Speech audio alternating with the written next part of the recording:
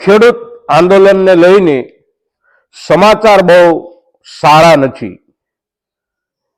વાતાવરણ તંગદિલી ભર્યું છે અને પરિણામ કેવા રૂપમાં મળશે એનો કોઈ અંદાજ ન તો આપણે આપી શકીએ છીએ, ન આંદોલનકારી નેતાઓ આપી શકે છે, કે સરકાર પણ કોઈ અંદાજ આપી શકે એવી સ્થિતિમાં નથી કે અંતે આંદોલન જ્યારે સમાપ્ત થાય ત્યારે કયા બિંદુ પર સમાપ્ત થશે. પણ આંદોલન ચાલે છે અને આપણને સ્પર્શતો મુદ્દો છે, એટલે આપણે એના પર કોઈને કોઈ ચર્ચા તો કરવી જરૂરી છે. મિત્રો, તો આ વિડીયોમાં બન્યા રહેજો. આપણે આંદોલનની હાલની પરિસ્થિતિ વિશે થોડી ચર્ચા અવશ્ય કરીશું. મિત્રો નમસ્કાર ખેડૂત મિત્રો, જય કિસાન, જય ભારત. ખેડૂત મિત્રો, આંદોલન જે રીતે અત્યારે આપણા ખેડૂતોનું ચાલી રહ્યું છે, દિલ્હીની આસપાસના વિસ્તારોમાં આંદોલનકારી ખેડૂતો, ખાસ કરીને ખનોરી બોર્ડર, શંભુ બોર્ડર, આ બોર્ડરો પર જે રીતનો માહોલ બન્યો છે અત્યારે એ ચિંતાજનક છે. સરકાર પોતાની તમામ તાકાત ખેડૂતોને રોકવા માટે લગાડી રહી છે અને ખેડૂતો પોતાની તમામ તાકાત દિલ્હી સુધી પહોંચવા માટે લગાડી રહી છે. આખરે વાતાવરણ જે છે એમાંથી મૈત્રીપૂર્ણતા, સકારાત્મકતા અને સહયોગાત્મક માહોલની ગેરહાજરી જો થઈ જાય તો કોઈ પણ વિવાદ, કોઈ પણ ચર્ચા કે કોઈ પણ વિચારણાનું પરિણામ સારું નથી મળતું. અને એટલા માટે આ સ્થિતિ ખરેખર ખેડૂતો માટે પણ, સરકાર માટે પણ અને સમગ્ર દેશની જનતા માટે પણ ચિંતાજનક છે. ખેડૂત એટલે એક વિશાળ વર્ગ છે અને સરકાર એટલે દેશની સૌથી મોટી તાકાત છે, સૌથી મોટી શક્તિ છે. દેશના તમામ સાધનો એ સરકારને હવાલે હોય છે, સરકારને હસ્તગત હોય છે. પણ દેશનું સમગ્ર જીવન ચક્ર જે છે એ ખેડૂતને હવાલે હોય છે, ખેડૂતને હસ્તગત હોય છે. સામાન્ય રૂપમાં સ્વાભાવિક રીતે આપણે એવું વિચારો કે માત્ર 10 દિવસ ખેડૂત કામ કરતો બંધ થઈ જાય, અગર તો ખેડૂત પોતાની પાક પેદાશને લોકો સુધી પહોંચાડતો બંધ થઈ જાય તો દેશના જનજીવન પર એની કેવડી મોટી નકારાત્મક અસર થાય.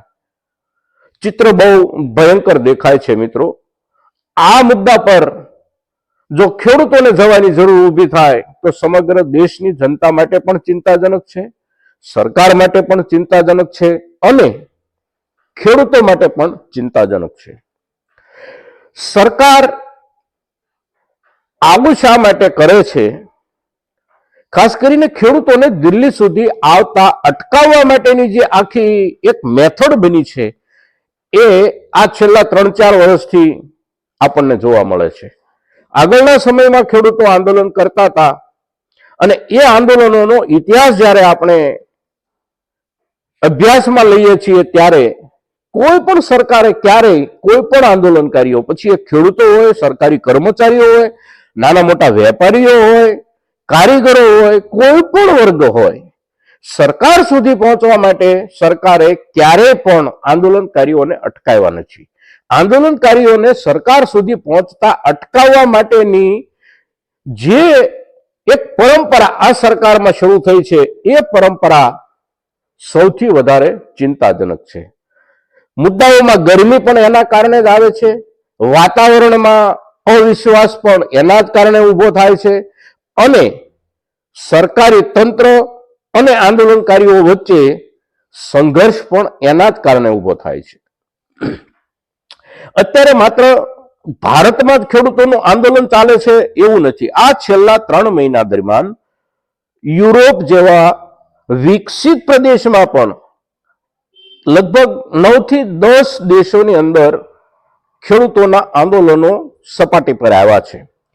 હવે કયા કયા દેશોમાં ખેડૂતોના આંદોલન સપાટી પર આવ્યા છે આપણે જોઈએ તો Germany, Poland, Belgium, Romania, Greece, Italy, Netherland અને સ્પેન, આ તમામ વિકસિત દેશોમાં પણ ખેડૂતોએ સરકારની સામે આંદોલન પર ઉતરવું પડ્યું છે. પણ આ દેશના ખેડૂતોના આંદોલનની જે પ્રક્રિયા છે અને આંદોલનનું જે ચિત્ર છે એ જ્યારે આપણે વૈશ્વિક મીડિયા પર જોઈએ છીએ ત્યારે એક વસ્તુ આપણા આંદોલન અને એમના આંદોલનની વચ્ચે સ્પષ્ટ રૂપમાં તરી આવતી વસ્તુ જો કોઈ હોય તો એ છે સરકારનું વલણ. કોઈ પણ દેશમાં જે આ દેશોમાં આંદોલનો ચાલે છે એ દેશોમાં સરકારે ખેડૂતોને પાટનગર સુધી આવતા અટકાવવા માટે કોઈ બળનો પ્રયોગ નથી કર્યો. આપણે ત્યાં સરકાર પાટનગર સુધી ખેડૂત ન પહોંચે એને માટે પોતાની તમામ શક્તિ કામે લગાડી રહી છે. એટલે એનો અર્થ એવો થાય છે કે સરકાર આપવા કઈ માગે છે કે નહીં એ તો 2 નંબરની વાત છે, પણ ખેડૂતોની વાતને પણ વ્યાજબી રૂપમાં સાંભળવા માટે પણ સરકાર તૈયાર નથી. વાર્તાઓ, ચર્ચાઓ, બેઠકો, એના નાટકીય સ્વરૂપમાં આયોજનો જરૂર થાય છે, પણ એમાંથી કોઈ નિષ્કર્ષ નીકળતો નથી. અને નિષ્કર્ષ નહીં નીકળવાના કારણે પરિસ્થિતિ રોજે રોજ બગડતી જાય છે અને એક પ્રકારનું તંગ વાતાવરણ બનતું જાય છે. હવે આજના દિવસમાં ખેડૂતોએ જે દિલ્હી કૂચનો નિર્ણય જાહેર કર્યો છે એના કારણે શંભુ બોર્ડર, ખનોરી બોર્ડર અને બાકીની નાની નાની બોર્ડરો અને નાના નાના રોડ રસ્તાઓ મારફત ખેડૂત સમુદાય દિલ્હી તરફ જવાનો જે પ્રયાસ કરી રહ્યો છે એ પ્રયાસ તંગદિલી ભર્યા વાતાવરણની સાથે આજના દિવસમાં દેખાઈ રહ્યો છે. આપણે સૌ ખેડૂતો એવી અપેક્ષા રાખીએ કે કોઈ પણ પ્રકારની દુર્ઘટના બન્યા વિના આ આંદોલનનો સુખદ અને સકારાત્મક અંત આવે અને ખેડૂતો પોતાની જે વાત લઈ અને સરકાર સુધી જવા માંગે છે કમસે કમ સરકાર એને પાટનગર સુધી આવવાની પરમિશન આપે. પાટનગરમાં આવેલા ખેડૂતો પાટનગરને તોડી નાખશે, ફોડી નાખશે આવી તો કોઈ શક્યતા નથી. તો પછી સરકાર શા માટે ખેડૂતોને પાટનગર સુધી આવતા અટકાવે છે? આ એક યક્ષ પ્રશ્ન છે અને આપણને તો મૂંઝવનારો પ્રશ્ન છે જ, પણ જે લોકો દેશમાં ખેડૂતોની વાત સાથે સંમત છે આ તમામ વર્ગને મૂંઝવનારો પ્રશ્ન છે. મિત્રો, આજે આ વિડીયો આપણે આજની સ્થિતિને ધ્યાનમાં લઈ અને બનાવી રહ્યા છીએ, એટલે આ વિડીયો મહત્તમ ખેડૂતો સુધી પહોંચે એવા આપ સૌ પ્રયાસો કરશો. જય કિસાન, જય ભારત.